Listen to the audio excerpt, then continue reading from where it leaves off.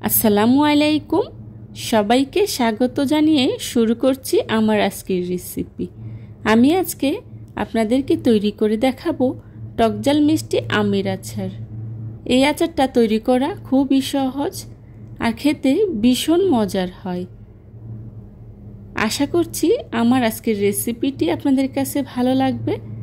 যদি রেসিপি ভালো লাগে তাহলে অবশ্যই একটি লাইক দিয়ে পুরো ভিডিওটি কন্টিনিউ করবেন প্লিজ। টকজাল মিষ্টি আমের আচার তৈরি করার জন্যে এখানে আমি নিয়েছি 3 কেজি কাঁচা আম। এখন আমগুলোকে আমি খুব ভালো করে খোসা ছাড়িয়ে নেব। আমার সবগুলো আমের খোসা ছাড়িয়ে নেওয়া হয়ে গিয়েছে আর আমগুলোকে আমি 2 পিস করে কেটে নিয়েছি আর মাঝখানে অল্প অল্প করে ছিঁড়ে নিয়েছি। এই আচার তৈরি করার জন্যে আটি হয়েছে এই টাইপের আমটাই নিতে হবে, এতে করে আমের আচারটা খেতে খুবই ভালো লাগে। এবার চুলায় একটি প্যান বসিয়ে পরিমাণ মতো পানি ফুটিয়ে নিয়েছি। এখন এর মধ্যে দিয়ে দিচ্ছি লবণ 1 চা চামচ, দিয়ে দিচ্ছি হলুদের গুঁড়া 1 চা চামচ। এখন এর মধ্যে দিয়ে দিচ্ছি আগে থেকে কেটে রাখা আমগুলো। এখানে আমি হলুদের গুঁড়াটা ব্যবহার করেছি, এতে করে আমের কালারটা খুবই সুন্দর আসবে। সবগুলো আম দেওয়া হয়ে গিয়েছে। এখন আমগুলোকে আমি সিদ্ধ করে নেব। আমি আমগুলোকে 40% মতো সিদ্ধ করে নেব। একটা বলক আসলেই চুলা থেকে নামিয়ে নেব। খুব বেশি সিদ্ধ করতে যাবেন না, তাহলে আমগুলো ভেঙে যাওয়ার সম্ভাবনা থাকে।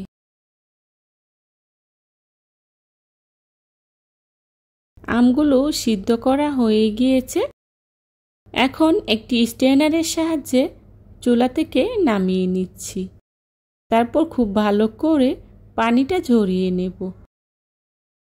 খুব ভালো করে পানিটা ঝরিয়ে নিতে হবে, যাতে করে আমের গায়ে কোনো প্রকার পানি না থাকে। আচার তৈরি করার জন্যে এখানে আমি নিয়েছি 4 টেবিল চামচ পাঁচফোড়ন আর নিয়েছি শুকনো মরিচ কয়েকটি। এখন চুলায় একটি প্যান বসিয়ে প্রথমে আমি শুকনো মরিচগুলোকে খুব ভালো করে ভেজে নেব। শুকনো মরিচগুলোকে আমি খুব ভালো করে ভেজে নিচ্ছি।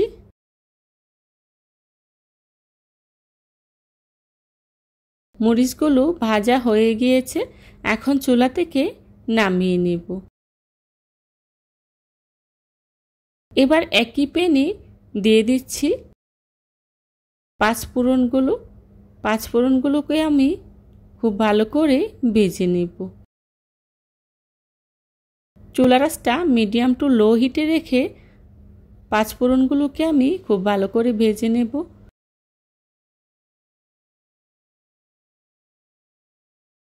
পাঁচফোড়নগুলো ভাজা হয়ে গিয়েছে, এখন চুলা থেকে নামিয়ে খুব ভালো করে ব্লেন্ড করে নেব। পাঁচফোড়ন আর মরিচগুলোকে আমি খুব ভালো করে ব্লেন্ড করে নিয়েছি। এদিকে আমগুলোকে আমি খুব ভালো করে পানিটা ঝরিয়ে নিয়েছি। দেখুন আমের গায়ে কোনো প্রকার পানি নেই।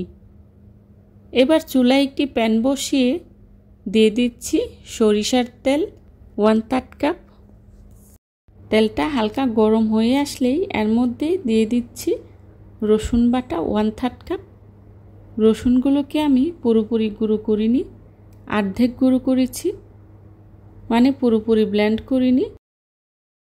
এখন রসুনগুলোকে আমি খুব ভালো করে তেলের সাথে ভেজে নিচ্ছি। রসুনগুলো ভাজা হয়ে গিয়েছে, এখন এর মধ্যেই দিয়ে দিচ্ছি আগে থেকে সিদ্ধ করে রাখা আমগুলো। এবার আমগুলো দিয়ে আমি খুব ভালো করে বেশ কিছুক্ষণ সময় নিয়ে ভেজে নেব। খুবই অল্প সময়ে অল্প উপকরণে তৈরি করে নেওয়া যায় এই মজার আচারটি। আশা করছি আমার রেসিপিটি আপনাদের কাছে ভালো লাগবে। যদি ভালো লাগে বাসায় একবার হলেও ট্রাই করে দেখবেন, আর কেমন হয়েছে আমাকে কমেন্টস করে জানাবেন। আচারগুলোকে আমি খুব ভালো করে তেলের সাথে ভেজে নিয়েছি। এখন এর মধ্যেই দিয়ে দিচ্ছি মেজারমেন্ট কাপ দিয়ে চিনি 1 কাপ। চিনির পরিমাণটা আপনারা যে যতটুকু মিষ্টি খাবেন সেই পরিমাণেই দিবেন। আমি আচারটা একটু টক ঝাল রাখবো, সেই জন্যে চিনির পরিমাণটা একটু কমিয়ে দিয়েছি। এখন খুব ভালো করে আমের সাথে চিনিটাকে আমি মিশিয়ে নেব। মেশানো হয়ে গিয়েছে। এখন এর মধ্যে দিয়ে দিচ্ছি আগে থেকে তৈরি করে রাখা চিলি ফ্লেক্স। এবার আমের সাথে খুব ভালো করে মিশিয়ে নেব। চিনিটা যখন পুরোপুরি গলে গিয়েছে তখন এর মধ্যেই দিয়ে দিচ্ছি আগে থেকে ব্লেন্ড করে রাখা পাঁচফোড়ন। পাঁচফোড়ন দিয়ে আবারও আমি নেড়ে খুব ভালো করে মিশিয়ে নেব, যাতে করে আমের গায়ে মশলাটা লেগে যায়। আমের আচারগুলোকে আমি আলতো হাতে নেড়ে তৈরি করে নেব। খুব বেশি নাড়াচাড়া করে যাবে না, এতে করে ভেঙে যাওয়ার সম্ভাবনা থাকে।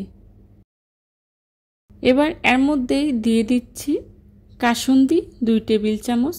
কাসুন্দি দিলে আচারেতে খুব সুন্দর একটা সরিষার ফ্লেভার আসে আর অনেক দিন পর্যন্ত সংরক্ষণ করে রাখা যায়। এবার এর মধ্যে দিয়ে দিচ্ছি ভিনেগার 2 টেবিল চামচ। ভিনেগার দিয়ে আবারও আমি খুব ভালো করে মিশিয়ে নেব। এখন আচারের সাথে ভিনেগারটাকে আমি খুব ভালো করে মিশিয়ে নিচ্ছি। মেশানো হয়ে গিয়েছে। এখন এর মধ্যেই দিয়ে দিচ্ছি লবণ 1 চা চামচ।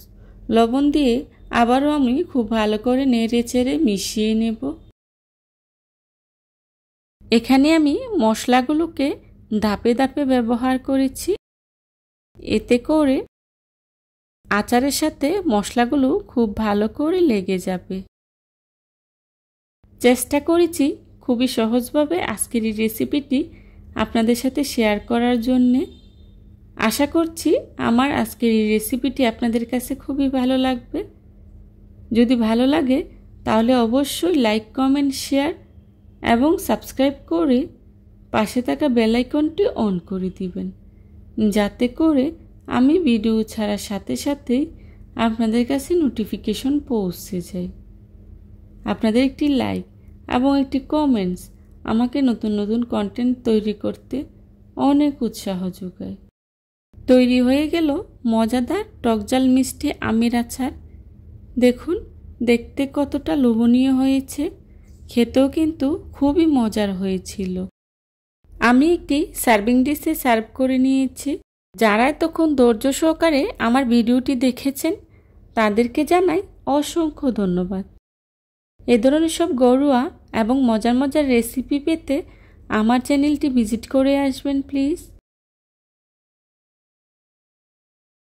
আমার পরবর্তী রেসিপি দেখার আমন্ত্রণ জানিয়ে আজকের মতো এখানেই বিদায় নিচ্ছি। সবাই ভালো থাকবেন, সুস্থ থাকবেন। আল্লাহ হাফেজ। আসসালামু আলাইকুম।